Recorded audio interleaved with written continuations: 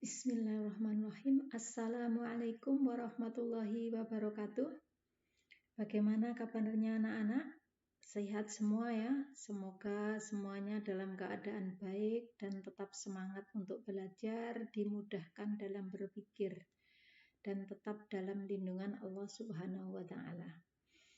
Untuk video kali ini kita akan membahas tentang hambatan kawat penghantar dan jembatan Wheatstone.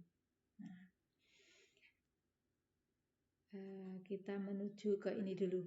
Nah, untuk pengantar pikiran kita, coba kalian perhatikan, kalau kita ada parit seperti ini, nah, misalkan ada parit seperti ini dalam keadaan kering, kemudian dasar parit ini dari tanah. Andaikan parit ini dituangi dengan air 1 tong, kemudian tujuan yang akan dialiri atau sawah yang akan dialiri jaraknya 1 kilometer, kira-kira nyampe nggak air 1 tong tadi itu? Nggak mungkin kan nyampe di tempat tujuan yang jaraknya 1 kilometer.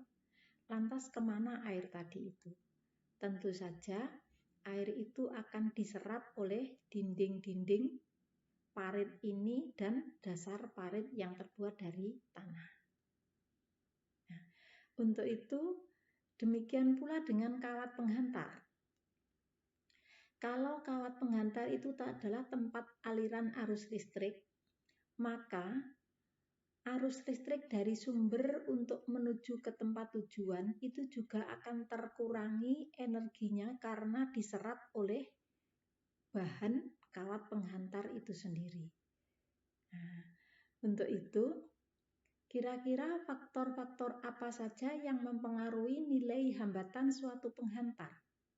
Nah, yang pertama, semakin panjang kawat, semakin besar pula nilai hambatannya. Nah, karena kalau kawatnya panjang berarti kan energi yang terserap juga semakin banyak. Yang kedua, semakin besar penampang penghantar, semakin kecil nilai hambatannya. Jadi kalau penampang atau kawatnya itu semakin besar, maka arus listrik itu akan bergerak semakin leluasa. Jadi istilahnya apa? Semakin longgar, semakin lancar. Sehingga hambatannya kecil. Nah, yang ketiga, semakin besar hambatan jenis penghantar, semakin besar nilai hambatannya. Berarti tergantung jenis bahan yang dipakai untuk membuat kawat penghantar itu sendiri. Sedangkan nilai hambatan jenis kawat penghantar bisa kalian lihat di tabel, lihat buku atau materi yang ada di internet lainnya, itu tidak apa-apa, di blog. Nah, itu ya. Atau di website-website banyak di sana ada tabelnya, tidak perlu dihafalkan. Jadi kalian sudah mempelajari di pelajaran kimia bahwa hambatan jenis suatu penghantar atau suatu bahan tentu saja yang paling bagus itu adalah emas. Nah, ya pada umumnya yang digunakan adalah dari tembaga. Kemudian besi bisa, tetapi kan lebih bagus tembaga. Jadi untuk kawat penghantar ini hambatan jenisnya bisa kalian lihat di tabel. Nah, kita lanjutkan ke jembatan Wheatstone. Nah, jembatan Wheatstone itu yang seperti apa? Nah, ini. Jadi kalau kita punya kemarin kan kita sudah membahas tentang rangkaian seri paralel. Nah, sekarang kalau rangkaian hambatan itu membentuk rangkaian seperti ini. Kalian perhatikan. Di sini misalnya di sini R1, ini R2, R3, R4, maka yang perlu kalian perhatikan adalah persyaratan ini. Jika hambatan yang saling berseberangan dikalikan nilainya sama, maka hambatan yang tengah itu nilainya sama dengan 0 atau dianggap sama dengan 0. Jadi tidak dihitung berapapun besarnya. Nah, ingat hambatan yang saling berseberangan. Karena gambar ini R1 di sini, R2 di sini, R3, R4 sehingga rumusnya menjadi R1 kali R3 sama dengan R2 kali R4. Nah, Kalian perhatikan gambar ini sama.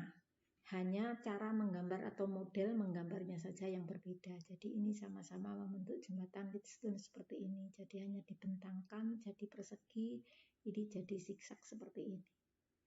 Nah, sekarang bagaimana kalau tidak sama? Nah, kalian perhatikan yang gambar yang ini. Yang luar dulu. Nah, coba perhatikan yang ini sengaja saya ambil yang lambangnya nggak sama.